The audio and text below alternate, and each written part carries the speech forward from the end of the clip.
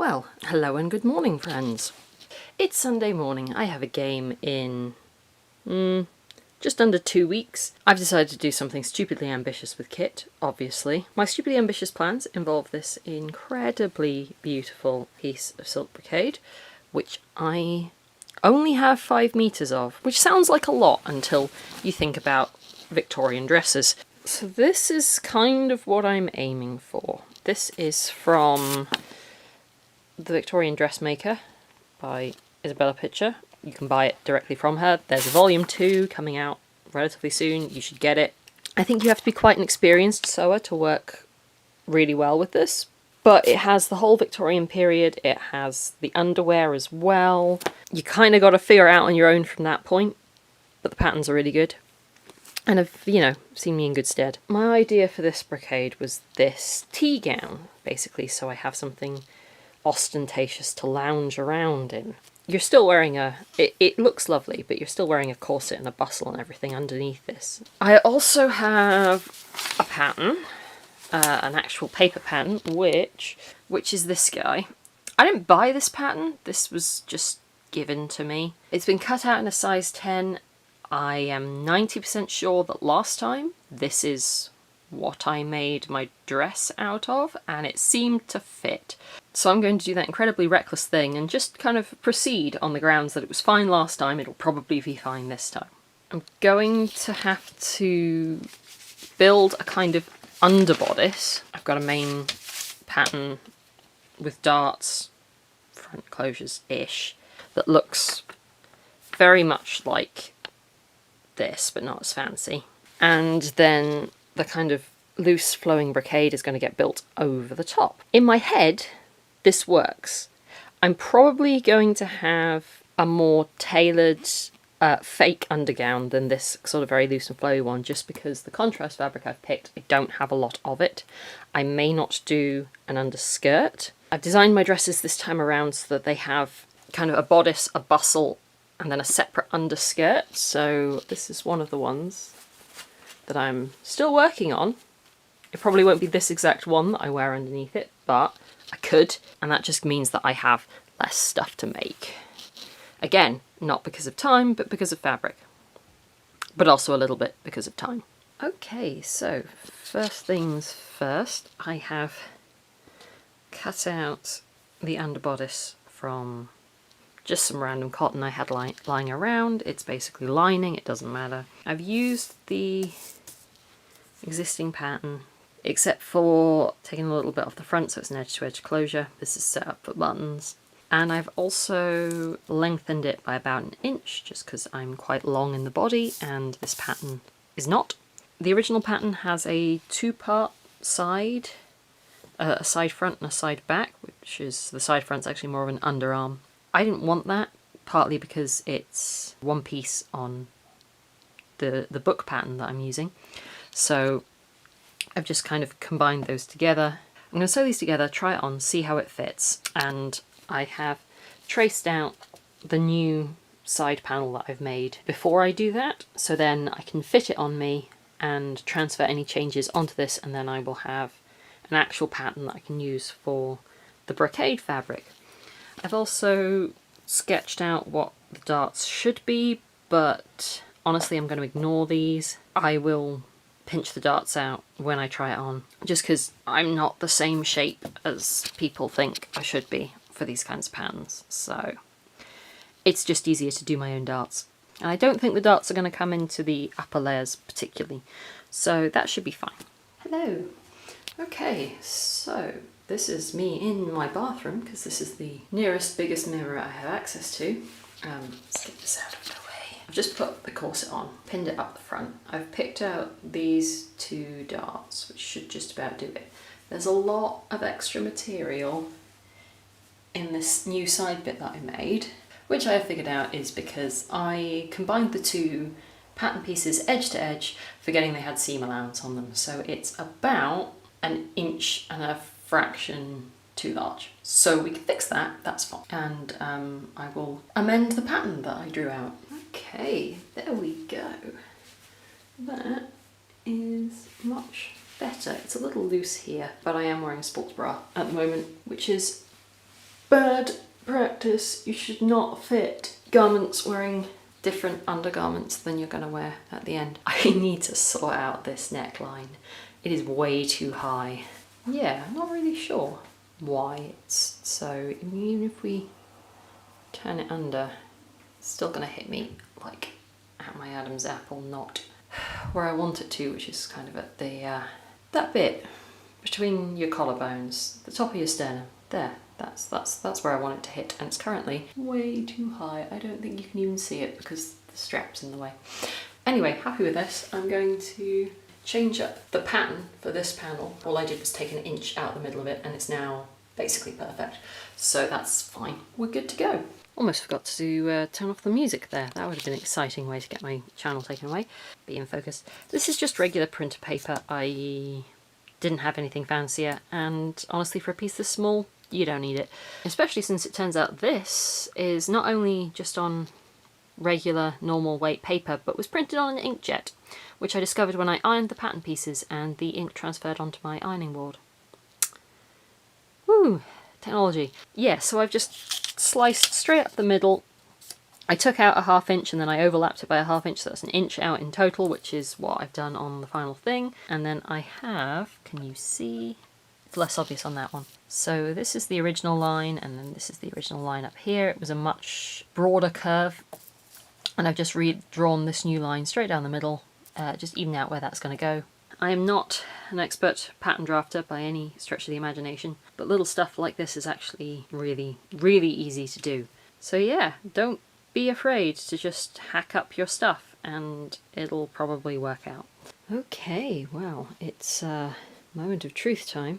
This is my least favourite bit of any project, which is the bit where you take the extremely expensive fabric and you put it on the floor. One day I will have a cutting table, not yet. And you start figuring out where you're going to put the pattern pieces. And there's probably an optimal way to do it, but honestly, it's going to be a pain no matter what, especially if, like I am, you're dealing with not as much fabric as you actually need to make this. But it'll be okay. I'm sure it'll be fine. I'm basically just going to have to take a deep breath, fortify, and start cutting. Okay, so we've skipped ahead a little bit. I cut it out and I've started sewing the main pieces together, and things got kind of excitingly Lovecraftian for a minute. Because they're at the front and you'll see them, I decided to cut the front pieces all in one. But then the back and side pieces, I cut the bodice and then the skirts separately, and have now combined the two. Basically what I did is, yes, I'm standing on it because there's literally nowhere else to go. I sewed the back and side panels, which is double the full width of the fabric, together. I sewed the back and side bodice panels together. And then I sewed the back and side bodice unit and the back and side skirt units to the two front panels, which are all one piece, and somehow managed not to get anything twisted, so it's all orientated correctly, and it's huge. It's so huge.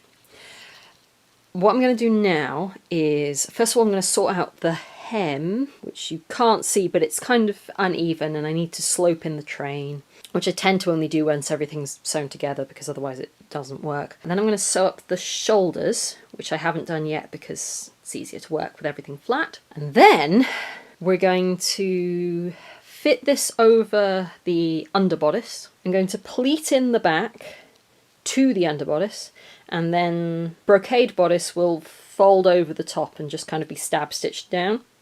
That's the plan anyway. Let's see if it works. Okay, so it's been a moment. I think I last checked in last weekend and forgot to film the rest of the week, which is great. This has come on a lot. I think last time we talked, I was talking about pleating in this back to attach it to the top layer, but also the underbodice. I did that on the machine. It looked terrible. So I unpicked it and I redid it by hand. This is all this. These pleats are triple stacked. There is so much fabric in here. I did all that by hand. And then, because I was already into it, Oh, the underbodice is still just flopping around. It's basically not attached. I'll get on to what I still need to do to this in a second. So the front around the neck and everything has been turned down and sewn by hand. I tried it on and realised that it was much wider in the front than I had anticipated. Certainly it didn't, if you look at the picture of the one in the book here, it's got quite a wide gap at the front. Mine didn't have that, I think because I roughly used these shapes but otherwise worked off the existing pattern that I had. So I just rolled with it. I've sewn up the front seam, so it now is a full gown that pulls on over the head. This closes pretty much up the front. And also, while I was there doing all the hand finishing, I have done the entire hem, which took a while, I'm not gonna lie. There's a lot. This is nearly... No, it is. The hem is 3 full widths of the fabric. I think there's something like 4.5 meters of hem in this. So I did all that by hand. Next thing is I need to sort out this cotton underbodice. So I'm going to turn the front edges over, finish them. I'm going to figure out whether this needs bones, and I will need to turn it under and attach it to the inside of the bodice, except for at the front where they're going to close independently. If you've seen Victorian bodices go together before, particularly like evening bodices where they've got multiple layers of stuff going on, you'll understand what I mean. If not, stay tuned and you'll see. But before I do that, I need to put in, even though I'm not going to have the full like front panel, there's still going to be a little bit of a gap at the neck here. So what I'm going to do is a high ruffled collar and a little like panel just to fill in this decolletage area out of my other silk. This guy, which is good because I don't have a lot of this contrast silk. So I'm going to do the little collar, I'm going to sort out the closures at the front, I'm going to decide whether I want buttons up the front of this to close it. Then it's just the sleeves, so it's going to be more like this example picture in that you're going to have the coppery silk is going to be this gathered under sleeve, and then I've got real sleeves. Hanging sleeves, not real sleeves, which also I think need to be hemmed by hand. I was going to line them, but I don't really have any suitable fabric. The back of the brocade's quite nice, so I might not line them and just let them hang. I kind of wish they were longer, if I'm completely honest, but that's just me being extra. I want everything to be... They hang to like my hips, which feels like enough. But also, can you imagine if they hung to the floor? Anyway, that's enough of that. I better crack on. Alright, so this is my extremely technical method for figuring out how big I want this insert piece to be. I have hemmed the underbodice, I've laid a piece of cotton over the top, I've traced over in pen, because this doesn't matter, the neckline, folded the fronts over, figured out roughly how far down it needs to go, added a bit on because you can't be too careful, and yeah, about this shape. I'm going to cut this out, I'm going to fold it in half and even it up so it's kind of symmetrical, and then that, and a long strip for the collar. That's basically it. Yeah, so check in a minute or two and I should have an under collar. I don't actually know what I'm going to call this. Let's go with under collar. Well, it doesn't look too pretty at the moment, but that is my collar and front panel. This hasn't been attached properly yet. I'm probably just going to do this by hand. Oh, this is really hard to demonstrate when it's lying flat. This front edge will fasten, and then this will flop across and fasten, and the collar will just sit like so. The collar is sewn on, I just need to turn this under and sew it down all nice and neat, which again I will probably do by hand. Hand sewing can happen later, so we're going to leave that bit for now. I'm going to start working on the sleeves, because once we have the sleeves in, it's just hand sewing all the way down. So turn that and that into sleeves. So these are the undersleeves. They're a very, very simple shape. They're actually cut to be much too long for my arms, which means that they'll kind of ruche up and blouse and look nice. The one in the book has sort of shirring around the waist and the wrists. I didn't fancy that, so what I've done instead, I've cut a strip of silk, folded the sides under, pressed it down, and I'm going to sew that on to make a channel to run a ribbon through so I can gather it up around my wrists. Then I will seam up the edges. I'm probably going to do a French seam just because I can, and this stuff frays a bit. Then of course we've got the hanging sleeves, which need hemming all the way around, or almost all the way around, don't have to do the top edge. Join the two together, gather them up, sew them into the armholes. Right, I'm not doing the best job of this whole vlogging thing, but here we are. Anyway, so most of yesterday night and this morning was spent hemming these sleeves, all done by hand. The bottom end of the sleeve has got these pleats in it, so when it all... I'm not going to be able to show you this. It kind of gathers together at the bottom when you hang it. And then I've put some running stitches in there because we're just going to gather it into the armhole of the sleeve. This was not a terribly informative bit of vlog, but I've gone a little bit stir crazy from all that hemming, I'm not going to lie. It's been a hot minute since I last checked in, but we'll just pretend that didn't happen and see what we've got up to. So this kind of front neck portion has now been sewn down to the lining. So there's going to be closures behind there. Obviously I've also sewn down this collar, so that's all nicely finished too. I like the little ruffle. I've also gone ahead and got the sleeves, the undersleeves in. Again, that was just by hand. I decided to just turn the ends over so all the raw edges were kind of on the outside, but they are right the way up inside the sleeves here, so I don't think it's going to matter. So I think we are in put on a corset and try it on phase, because I need to figure out how the closure is going to work. I also made a sash, just because there was leftover fabric and I made a sash. Trying not to think too hard about how it almost, but not exactly, pattern matches up the front. We just won't think about that now. I only had so much fabric. So as you can see here, we have some lovely hooks and eyes. And then this collar, which this panel comes across with another hook and eye, which I can't undo one-handed. It's more fastening under there.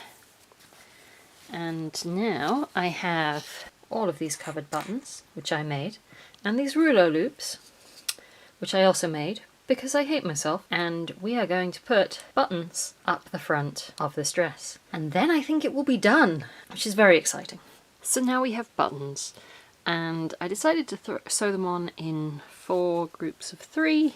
I'd seen that done before on garments and thought it looked pretty neat and felt like giving it a go. So now I just need to sew in the loops, and then I think we're done, which is very exciting. But first, loops. And lo, we have loops. These are sewn on horribly because I did them very, very quickly in about half an hour because I just wanted them done. I also put some ribbon down the wrist channels on the undersleeves.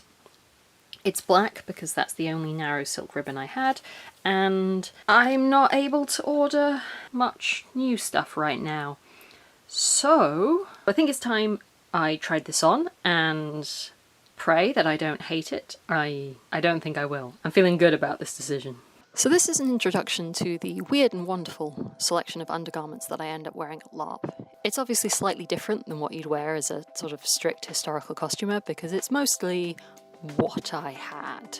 These drawers are 1860s-ish. They're from that one butterick pattern. I am in fact wearing a modern bra underneath this because without it I don't have a chest at all.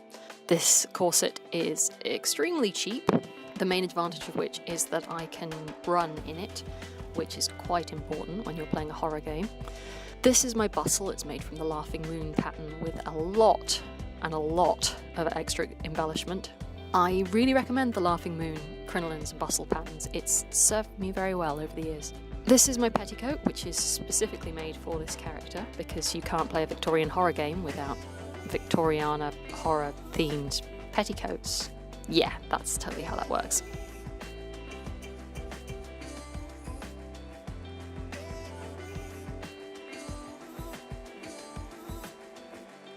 And then I put on that underskirt that I was working on anyway because, well, I made a pretty roughly underskirt and more floof.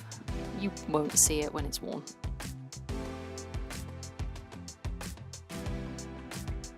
Very important shugle. I'll spare you me putting on my shoes. And then it's time for the dress itself. This was only the second time I'd put this dress on in its full glory. There were definitely some teething problems. It's taken me way too long to put this all on, which is okay because it gives me some time to talk to you about different things that I might have liked to have done differently or I might fix. So I'm not a massive fan of how the collar flips out so you can see the blue lining. That's me going to find a mirror because I can't do some of these hooks and eyes up without extra help.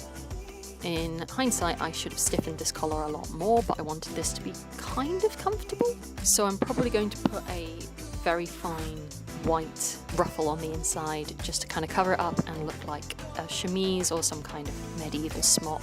I'm also not a massive fan of how the hanging sleeves are. I think they were actually too wide and I should have gone for more length. But I'm going to press those pleats again and press them much further up the sleeves. I may connect them together at the back as well. The original dress I was inspired by also has tassels on the sleeves, which I think if I can find something heavy enough, that might help the overall shape. The back of the dress is pulling away from my back because the weight of the train is so heavy. And I didn't realise until I was putting it on that I had never attached the back of the brocade layer to the back of the underbodice, which would help that so much. So what I will probably do in the relatively near future is sort that out. No, wait, there I go to find a mirror again. Honestly, it would do quite a lot for the fit of the dress and the slight sort of gaping that I had in the front there if I just sewed that all in. You can see me sort of attempting to fix it with the sash. So there you are. That is my finished Victorian tea gown for lounging around in dramatically before breakfast, which I finished almost just in time for my game, which was then cancelled because of the coronavirus. So instead I have a wonderful Victorian gown for lounging around the house in and second guessing myself every time I cough because of hay fever. I hope you enjoyed this video and I will see you next time.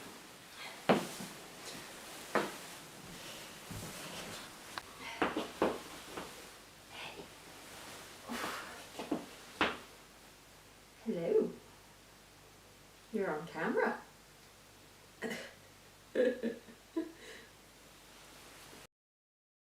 Your Foundations Reveal competition is open. Your job is to enter a garment or costume that you've made before our deadline on February the 3rd, 2021. Secondly, start now. Our deadline is February the 3rd. That sounds like a long time in the future, but it's actually only 8 weeks away. Don't scramble to make the deadline in the last few days and stress yourself out. If you leave it till after New Year's Day, you'll only have 4 weeks left, and you'll have to compromise your vision because of time. So the smart makers are getting started now. Yeah, I could do that. It's fine, I've got ages. It's fine, I've got like 4 weeks. Well, I've made one thing, I'm basically half done. Can I search the bodies, please? Oh no, that's fine, I've got ages.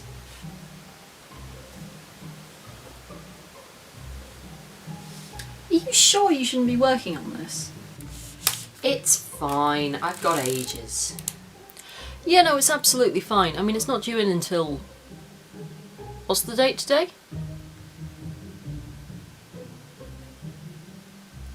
I'm gonna have to call you back.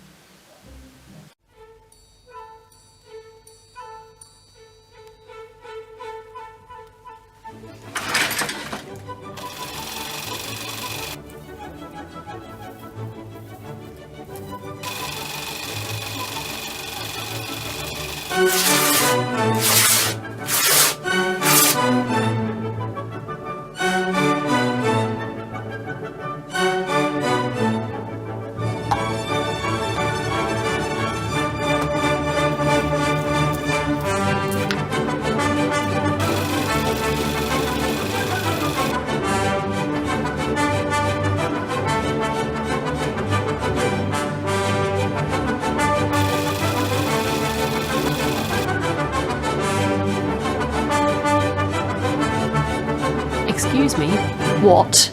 What is this? Who authorised this?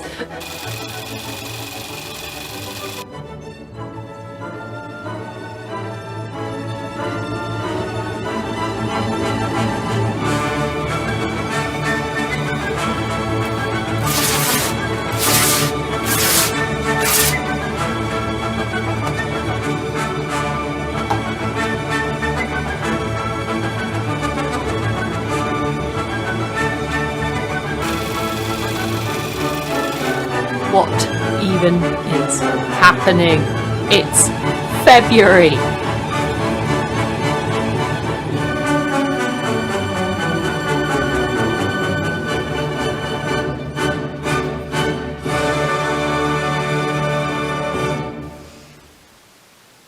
It is done. Isn't it supposed to have a closure? Oh, you can shut up! Well, if anyone was taking bets, I'm ill again. This is great.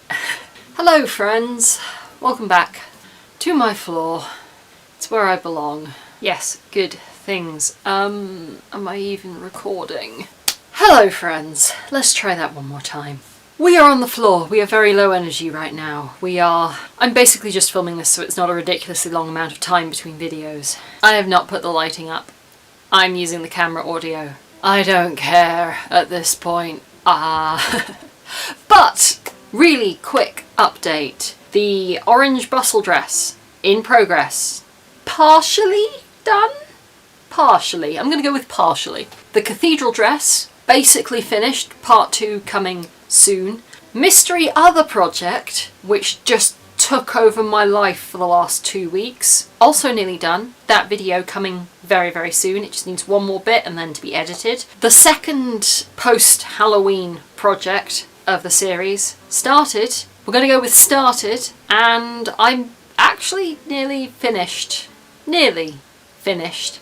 At last. With the patchwork coat for the Fragiles, so only, a year and a half after I announced the project, we're finally going to get those videos in the next couple of months. Or we are if I get my act together and stop being so tired all of the time. But you are not here for any of those things. You are here probably because the Foundation's revealed competition voting just went up. At this point, I have been entirely selfish and just looked through my category and ha, gosh, people are talented. And there's also me. So we're going to talk about the pequod dress. Why I have a lot of feelings about how that went down. This is unfortunately going to be very much a me talking video rather than making of footage, because I didn't film this. I was in much too much of a hurry to film this. Nothing I can do about that now. But I will have lots of close-up footage, hopefully, as I talk. So, general overview. So the book I chose was Moby Dick. Basically because it was the only book I read in 2020. Am I going to tell this story? I guess so. Back last summer I started playing a tabletop role-playing game with some of my friends. It was great. We're actually still going and having a wonderful time. If by wonderful you mean we murdered our friends and everything is suffering. Which is like role-playing equivalent of we're having a wonderful time. We were in the position where my character was trying to give a cute boy his number in the middle of like a big dramatic scene or whatever. Said cute boy was like, call me Pequod, and I was like, what? And then someone else piped up and was like, oh, it's the ship from Moby Dick. I had never read Moby Dick. Long story short, in order that I could be more specifically mean to a made-up character, I ended up listening to the full audiobook recording of Moby Dick. I have my priorities straight. So when the Foundations Revealed competition got announced, I was like, the only book I've read is Moby Dick. Would be a bit of a reach. I'd have to probably reread anything else if I was going to go back. And then I thought about how it would be the 1850s, which is pretty sweet, and I had the idea of the ocean layers on the tiers of the skirt. One thing led to another, and the next thing I know, I was painting an entire dress. As a basis, I used the 1852, don't quote me on that, I don't have the book to hand, pattern from Janet Arnold. I don't recommend it. I had a lot of trouble with this pattern. Maybe if you were just trying to reproduce it exactly as it is in the book, it would be okay. But I wasn't. I can't, in good faith, tell anyone that they should try, because I had so many problems with it. But anyway, the fabric I used was calico, partially because it was very cheap and I needed 10 meters of it. Depending on where you are, calico might mean like canvas to you. Here it is not quite that heavy. It is moderately stiff cotton broadcloth. It's not actually canvas. I thought I was going to need something with a little bit more body than the very lightweight cotton I normally get for mock-ups and linings and stuff. No. It took the paint very well, which I don't know if the sheet weight cotton that I normally get would have. It's a bit stiff.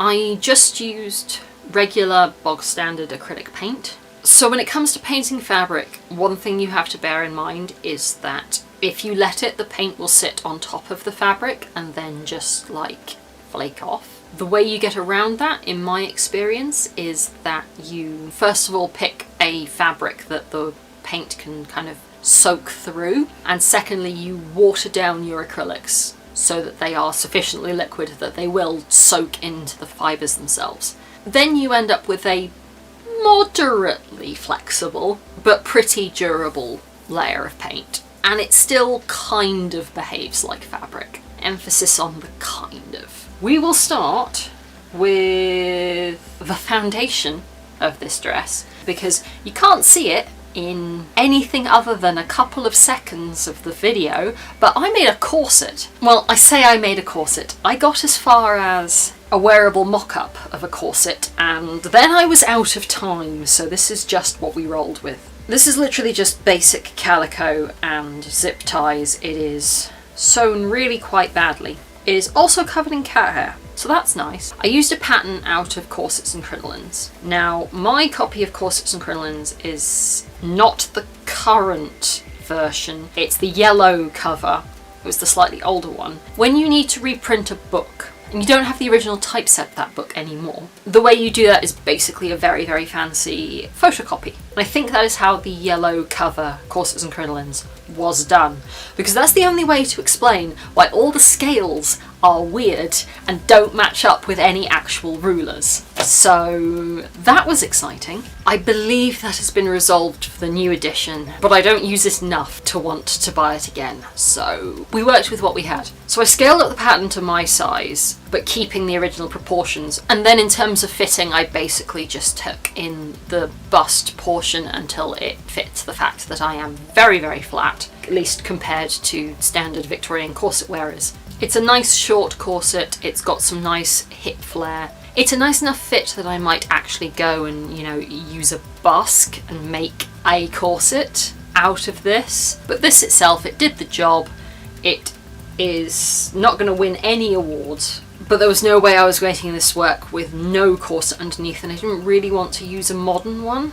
Equally, this dress was supposed to be from the 1850s. I should have had, if not a hoop crinoline. I think there's some ambiguity over whether a cage crinoline is appropriate for this dress or not. Certainly I should have had, if not a crinoline, then a ton of petticoats. I had one. There was no time and no fabric, so the undergarments weren't ideal, but we will move on from these to the dress itself. Let's talk about the skirt, because the skirt actually went quite well. The skirt panels, I used the proportions from the Janet Arnold pattern exactly as is. Each ruffle tier got sewn into a loop, hemmed, and then painted flat. The idea is that the skirt is the ocean. The lowest tier is very, very dark, and at the very top of it there are some small whales. They're not small, they're a long way down. The tier above is kind of the middle ocean, so this has some fish, which are just done very simply in a silver metallic acrylic, some bigger whales kind of in the middle space. And then the top tier, leading into the body of the skirt itself, has the surface of the water picked out as a foaming edge, and then I just sketched some lines across in white and grey and silver to give the suggestion of the top of waves. The order of operations was basically I painted each of the tiers individually, then I marked out where I was going to attach them onto the skirt, which I'd already sewed up into a complete circle. Basically each component was joined into a circle and hemmed, and then I started fussing around with gathering and joining them together. So the ruffles themselves are corded gathers. That's where you fold the top of the ruffle over a piece of cord, or in my case yarn, and you sew a channel pulling the cord as you go so it gathers up. It's a pretty neat technique, and based on the description in Janet Arnold, that I thought was what had been used on the original, so that was what I did. I originally planned to attach the ruffles by hand, and I got 3 stitches in, realised what sewing through that extent of painted canvas was going to feel like, so I stuck it under the machine, and as a result it's kind of messy, but it's okay. Once they were all attached, I then painted over the top edge of the ruffle and a couple of inches up the skirt for the lower 2, just to blend everything in together and make sure that you couldn't see big swathes of natural coloured calico. For the top portion of the skirt, I gathered it into the waistband before I painted it. The top of the skirt is cartridge pleated. Honestly, cartridge pleating is, in my opinion, the easiest thing in the world, and we were fairly down to the wire by that point, so I was quite pleased at how easily that went together. After I gathered everything up, I then painted it and did the detailing on the waistband. So Moby Dick himself is on the waistband of the skirt. I decided to do this basically because A, I wanted him to be very hidden. You get a long way through the book without ever seeing Moby Dick. And thus I wanted him to be on the dress, but really hard to find. The other reason the white whale is on the waistband is because I had painted so many whales by that point that I really didn't want to paint another whale. It's really hard to find reference images for sperm whales because not that many people have photographed sperm whales swimming happily. It was a challenge. The keen-eyed among you will notice that there is not a hook and eye on this waistband. That's because I didn't add one because I ran out of time. I just pinned it on me. And the bottom hem of the skirt under the lowest ruffle is painted in a very dark reddish brown. My original plan for that and for the inside of the sleeves was mottled reddish brown with some brighter red in it. Basically just because the book is incredibly gory. Like incredibly gory. There's so much whale murder. It didn't really have time, but the dark reddish brown kind of faded into the background quite nicely. It's not obvious. So I'm okay with it the way it is. Would quite like to go back and bring out the other colours that I wanted out of that reddish brown. It's okay. It's not amazing. It's okay. Contrary to what was in my How Not to Make a Foundations Revealed competition entry video, you can iron this. You have to be careful because acrylic paint is essentially plastic from the backside of the fabric, and at a low temperature and with a pressing cloth. It's fine, you can iron this. I find it also helps set the paint into the fibres if you do iron it. Did I have time to iron it before I put it on to take the photos? No.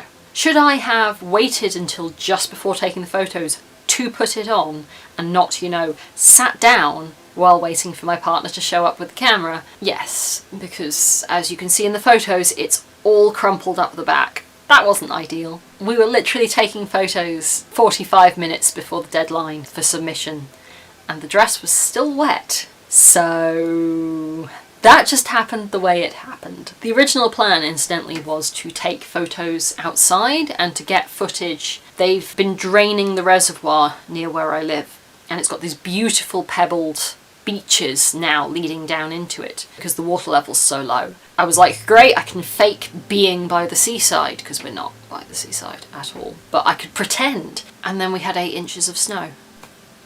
Okay, let's talk about the bodice. The bodice was a nightmare. Bodice was an absolute unmitigated... I'm really not happy with it. Okay, where do we start? I probably shouldn't have tried to use the pattern that I used because I was going to change it a lot, and also that pattern is a nightmare. I used the underbodice pattern to start off with, and that turned out okay. Like, it wasn't amazing, but it was okay. So I put the underbodice together and it fit, and then I tried to make an outer bodice, I guess, pattern. The original bodice was back closing and had big fanned gathers all across the front and all across the back. I did not want big fanned gathers, and I wanted a front closure because I had plans for the back of the bodice, right? I think I went through 4 mock-ups before I gave up. I tried to use the pattern as it is. I tried to use the pattern adjusted.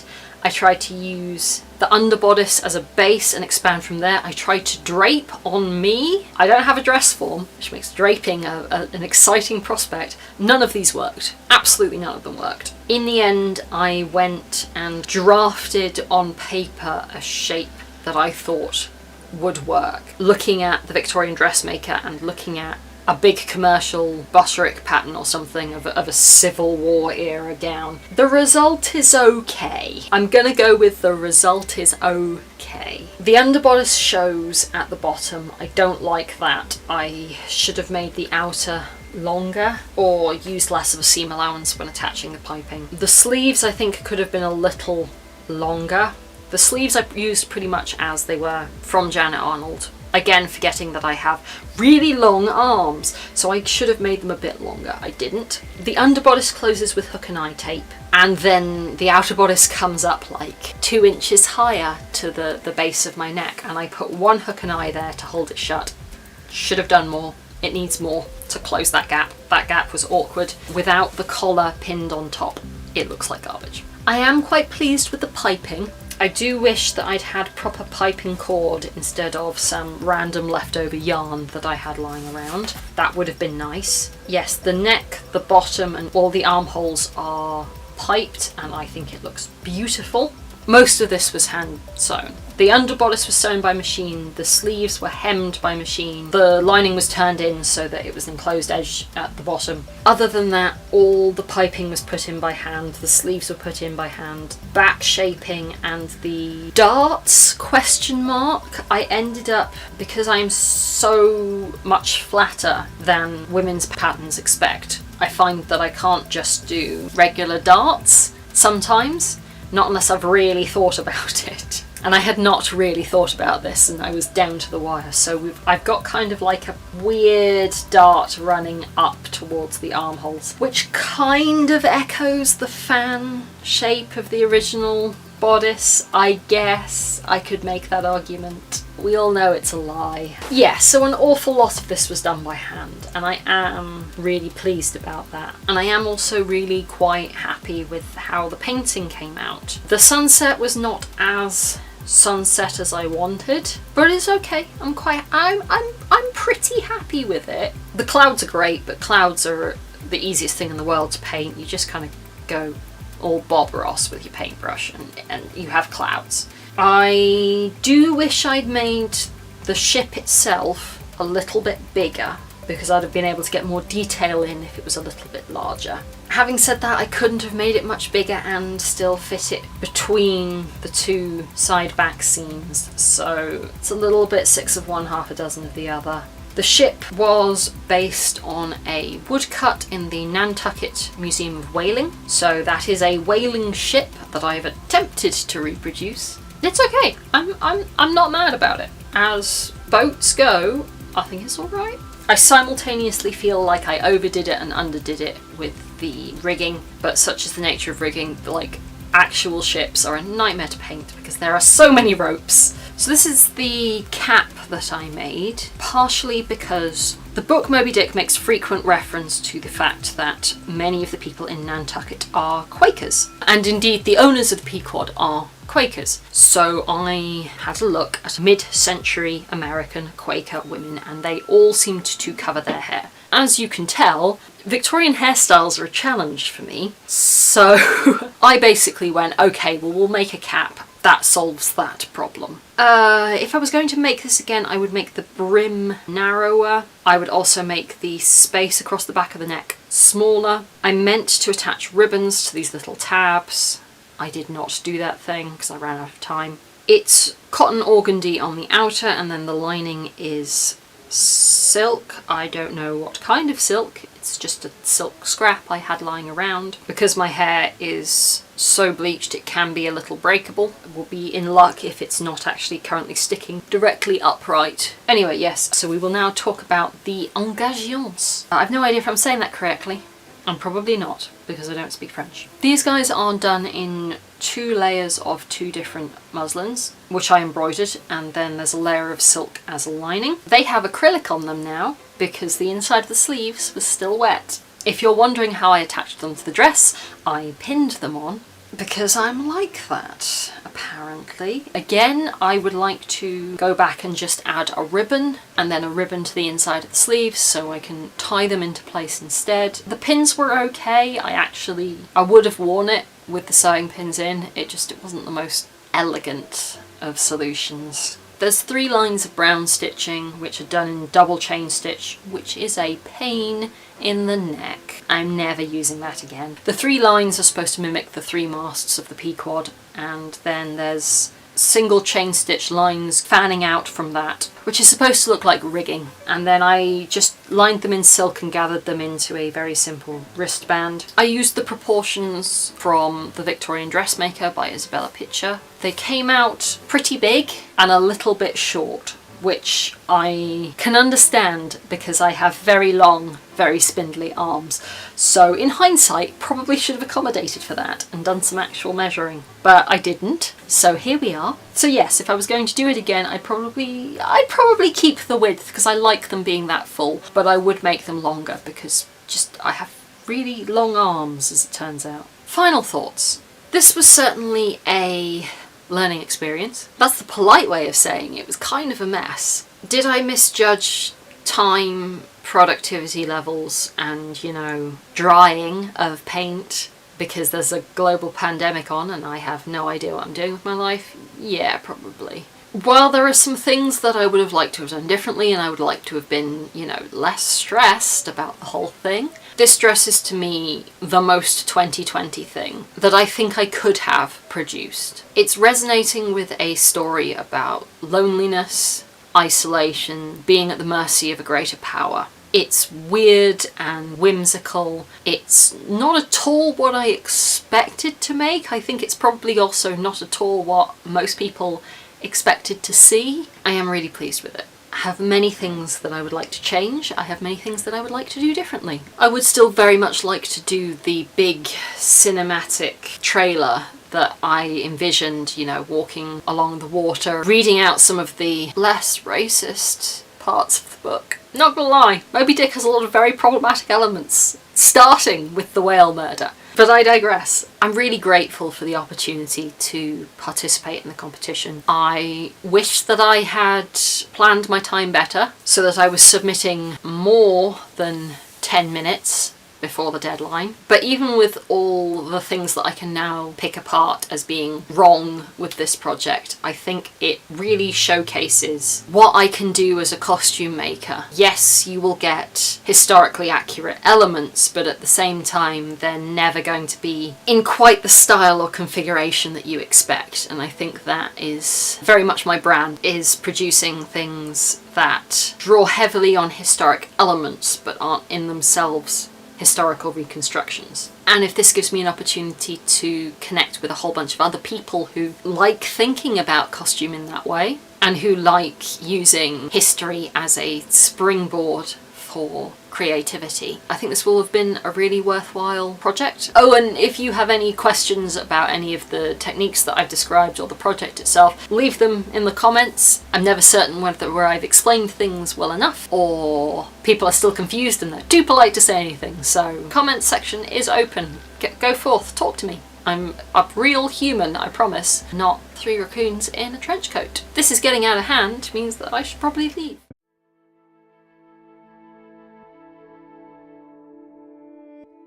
Hello friends! Today I'm going to be taking you through how I made this Victorian ensemble based on a pattern diagram from 1888. If you'd like to know more about what went under this gown, check out my previous video about getting dressed to see all the layers of underwear. I started with the book Directoire Revival Fashions by Francis Grimble, which reproduces Victorian patterns from the years 1888 to 1889. These books come with their own scaling method, so in order to enlarge the patterns you first need to create your own scale called an apportioning ruler based on the relevant measurement, usually your chest for the bodices and your waist for the skirts. Rather than having measures, these rulers just have numbered divisions which scale up or down according to the size. You can see the difference between my chest measurement ruler and my waist measurement ruler.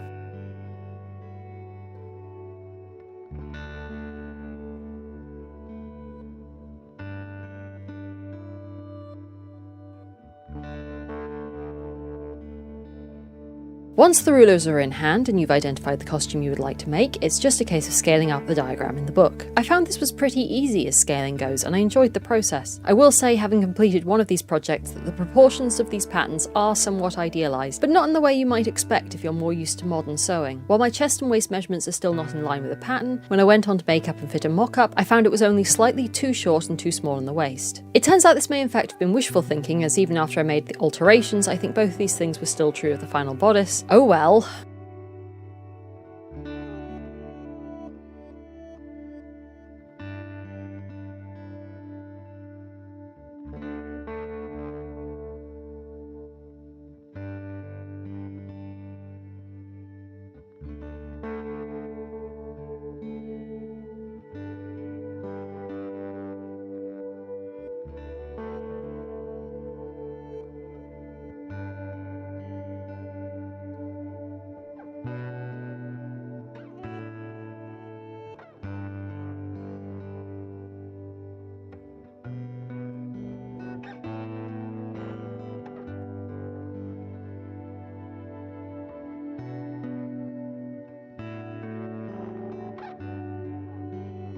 Once I was happy enough with the pattern, I turned to cutting out the bodice from this orange plaid kimono silk. This kimono was a couple $100 from a temple market and one of my all-time favourites for years, but I have no good reason to wear a kimono anymore, so I'm glad to be able to give it a new lease of life, even if I have to do some cunning piecing because of how narrow the fabric width is.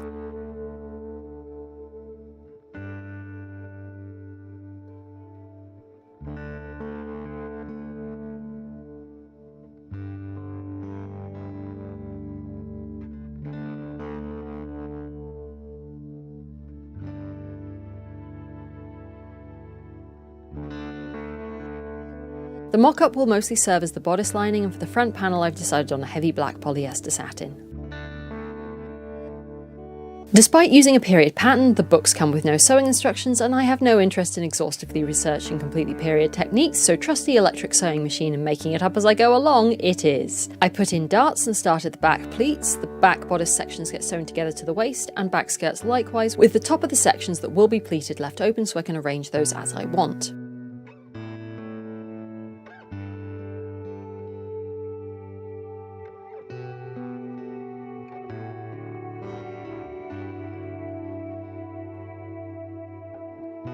Before I can put the full bodice together, however, I first need to deal with the false jacket lapels. I'm adding in a layer of strong linen left over from another project, and I'm going to attempt the notoriously difficult process of pad stitching. Oh wait, no, that turned out literally perfect. It turns out pad stitching is actually incredibly easy and works really well. Who knew?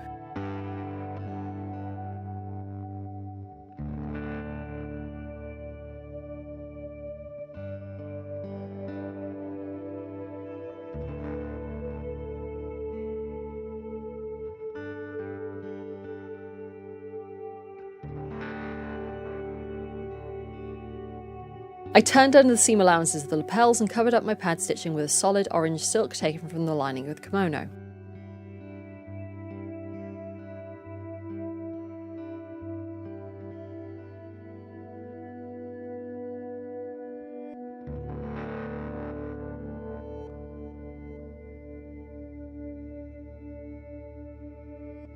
Then I had a LARP event on Zoom, so I quickly tacked the sleeves in place, and yeah, I managed to pop the back seams just sitting in a computer chair for a couple of hours. Let's take those out and do a proper job of it.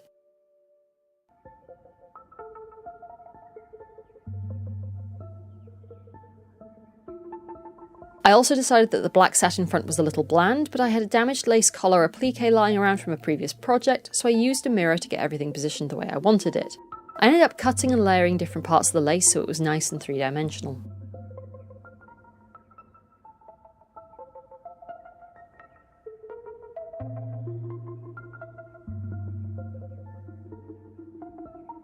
The sleeves were a little short on me already, so I made some bias binding to finish the cuffs and not lose any of the length, as well as to edge the black satin collar, as I thought this would tie everything together quite nicely.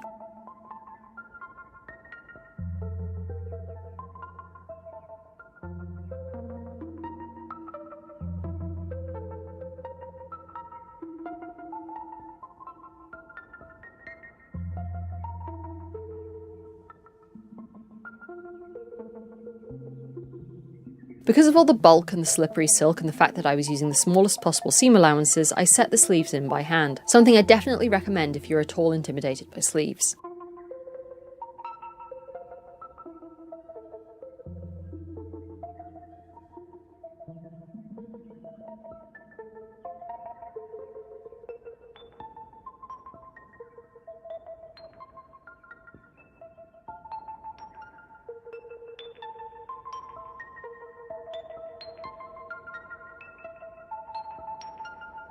The train of the bodice was finished with a faced hem. Just like on a kimono, I ended up using 2 different lining materials, depending on how visible I thought they would be.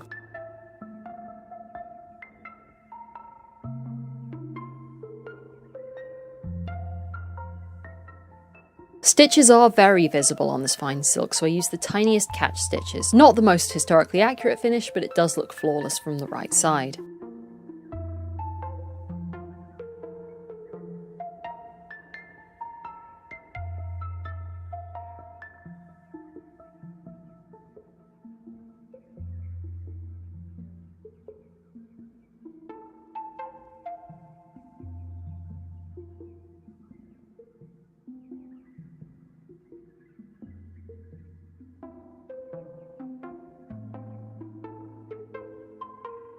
Then it was time to move on to the skirt, which would be extremely quick and easy in comparison. I only had scraps of the orange silks left, so it was time for the black satin to really shine, pun intended. Because they were both very big and very simple, with the exception of the front drapery, I drafted all the pieces straight onto the fabric with a chalk pen.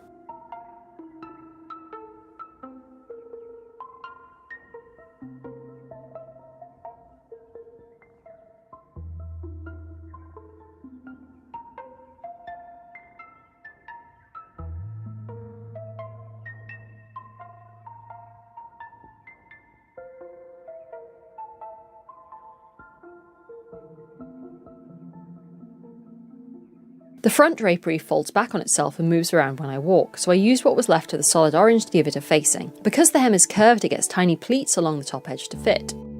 The instructions on how the front drapery is pleated are not the clearest, by which I mean it's these arrows and nothing else, but I eventually figured out something that, even if it's not exactly what I was supposed to be doing, is very pleasing. The whole hem is faced in a heavyweight cotton, little pleats to fit around the curves again, to give it some body and weight. Unlike the carefully hand-stitched front drapery, I just top-stitched this into place on the machine. The hem nobody will notice, and the higher band of stitching I covered with a bias strip made from the leftover scraps of orange plaid silk to tie the 2 elements of the costume together.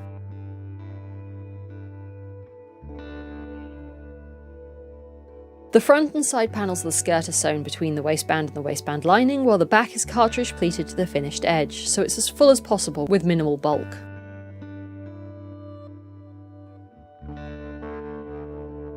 I later added a waist tape to the inside of the bodice because the back was a little shapeless. It doesn't really help, but it makes me feel better.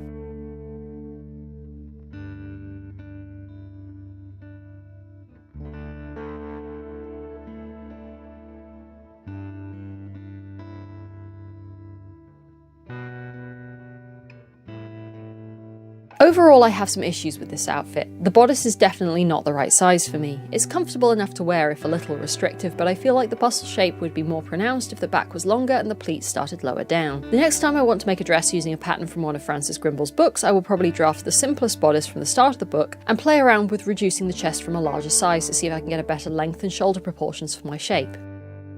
Having now actually read the start of the book, I'm pretty sure that is what I was supposed to do. Oh well! But putting that aside, there's a lot of things about this outfit I really like. The colour combination is excellent, and I think the use of contrast and detail, while relatively simple by Victorian standards, is bold and striking. I got to put a lot of techniques into practice, some of them new to me, and I'm really happy with how they all turned out.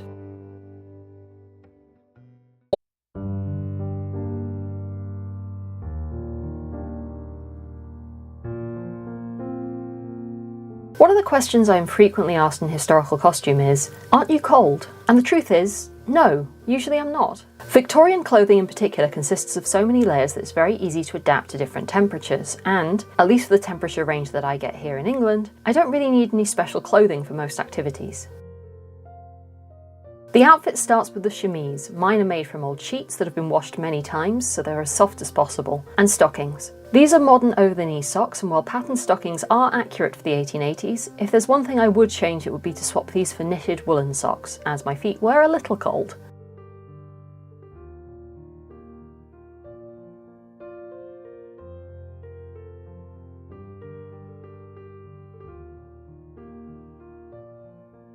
The next layer is the corset. This corset is the heaviest one I own, a modern overbust made of several layers of heavy fabric, and while I usually go for something much lighter, any corset provides an excellent protective layer around your core, which helps warm your entire body.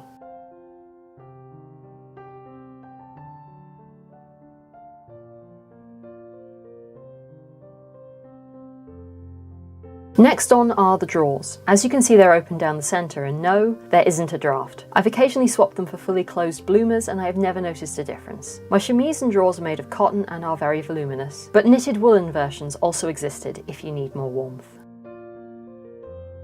The cage bustle goes on next. Mine is far too fancy compared to a period accurate example, but I enjoy it. This doesn't really do anything for or against keeping warm, but it is essential for the 1880s shape. Something like a large crinoline, which would hold your petticoats away from your legs, might have more of an effect. You do see people wearing warm petticoats under their crinolines for this reason, but often the air that gets trapped inside the spaces inside your support garments warms up and acts as insulation unless it's disturbed by a cold breeze.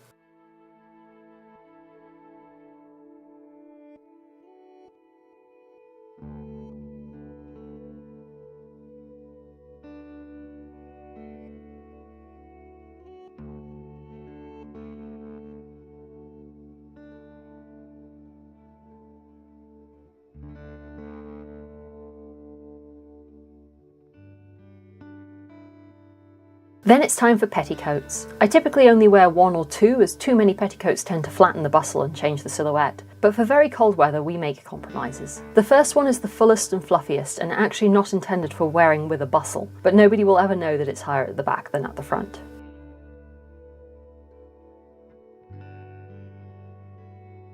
The second petticoat is made to a bustle silhouette with a flat front and a ribbon inside the back to control the fullness. Both of these are just regular cotton or polycotton. Again, the level of detail and pattern is not period, but is extremely fun. But the dense ruffles and folds of fabric still trap warm air and help insulate the body.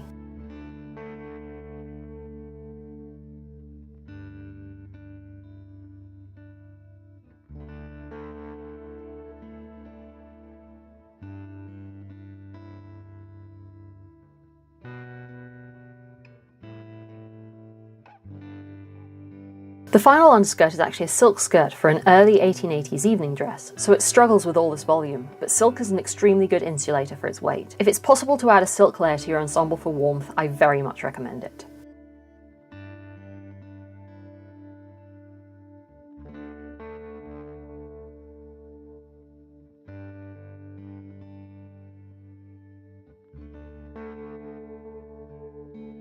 Finally, a corset cover smooths out all the lines of the undergarments and adds an extra layer to warm your core. I do have lighter and more finely made corset covers. This one is of quite a heavy cotton fabric, was intended as an outer layer I could wear with an underbust corset underneath if I had to be in public in my underwear. Hashtag LARP problems. But since we are going for maximum layers, this one it is.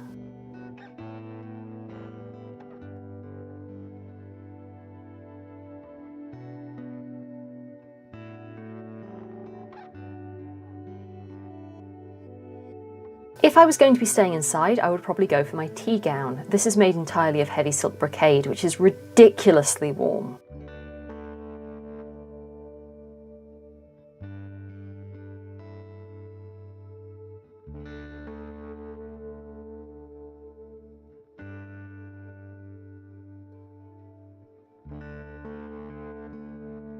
It fits closely around my neck and wrists, a very basic technique you'll also see employed by modern technical clothing to trap heat around the body. The fact that the skirts sweep the floor also helps create an enclosed space full of warm air, as it's harder for cold drafts to get through.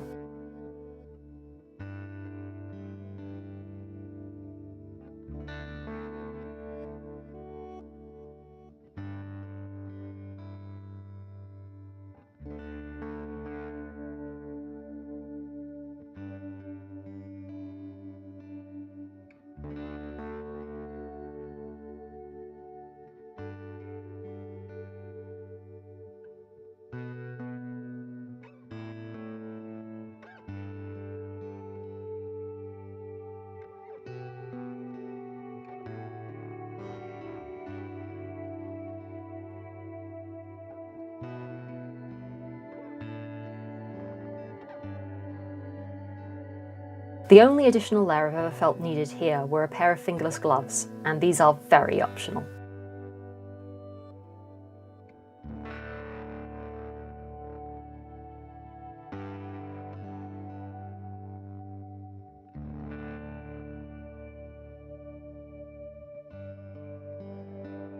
However, a tea gown is somewhat inappropriate to go places in, so for an outdoor excursion I am instead going to wear a Directoire ensemble. The black fabric here is polyester satin and the orange is a very fine silk. And the costume is made of two pieces, a skirt and a trained bodice styled to look like a shirt and coat.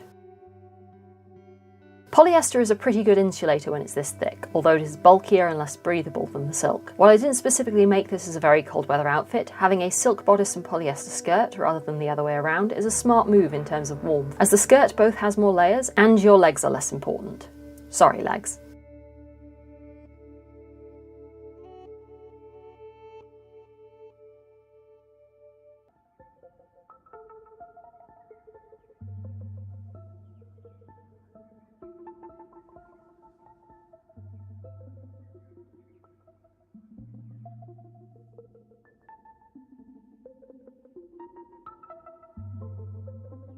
If we are going to go outside, it's worth noting that my fingers and ears remain exposed and we still have the problems of wind and rain. Not that rain is an issue on this particular day. Coats to fit over bustle gowns did exist, but equally so did wraps and cloaks. I find people often misjudge cloaks, assuming they serve the same purpose as a modern coat. But a cloak is not meant to be your primary source of warmth. Cloaks do provide insulation, but their main role is to prevent wind and precipitation from making contact with the body and the body's warm layers. And they actually do this best by hanging away from the body than fitting closely to it like a coat does.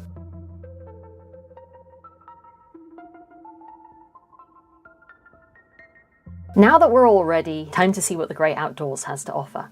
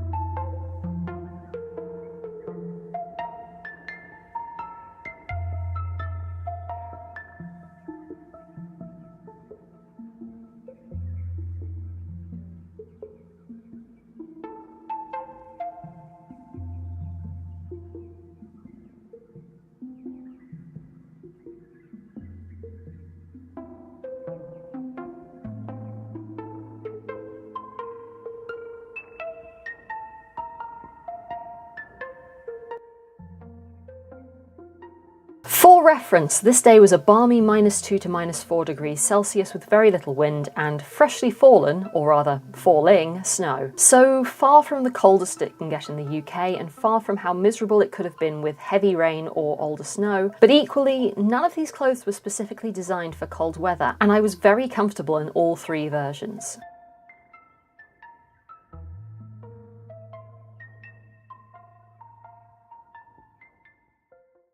Bonus content time! One of the main questions you get when you're wearing a historical costume is how do you go to the bathroom in that? And a lot of times I hear people in person on the internet will explain how, for example, the Victorians coped with this problem. But the Victorians had chamber pots and other options and didn't have modern flush toilets in cubicles. As a LARPer or reenactor or anyone who is wearing Victorian, Edwardian, 18th century, it works for any big dresses, it works for wedding dresses. Anyone who is wearing that in the modern day has to cope with modern toilets in confined spaces, and the answer to the question, how do you go to the bathroom in this, is like so.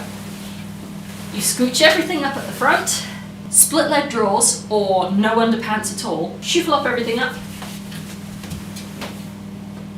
Ta-da! Genuinely works, not had a problem in any costume I've ever made or worn, including the one that had a 4-meter train. When in doubt, no knickers, get on front ways. This is the kind of content you come here for.